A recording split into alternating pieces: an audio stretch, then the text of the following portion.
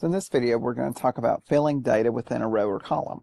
So let's suppose in cell J1, I've typed in a period here.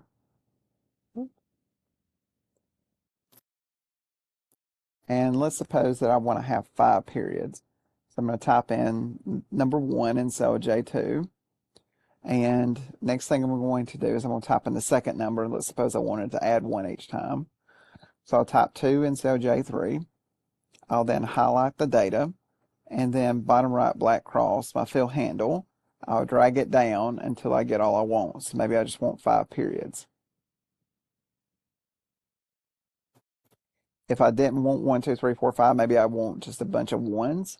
I could bottom right black cross and fill those in like this too. So those would be ones instead of the 1, 2, 3, 4, 5. Another way to do this would be as follows.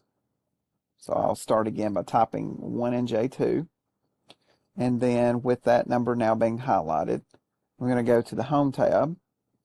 And under the Editing category, we're going to go to Fill. And then we're going to do a Fill Series. And then we're going to fill the series as a column. And then my step value, you can change this. We'll do step value 1, and we'll stop at the number 5. Click OK. So that will fill down since that's column. I could also do that again if I wanted to.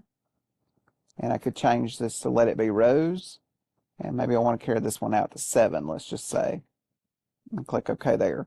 And then note, this works for dates. This works for linear growth date or autofill. This works for trend, etc., etc.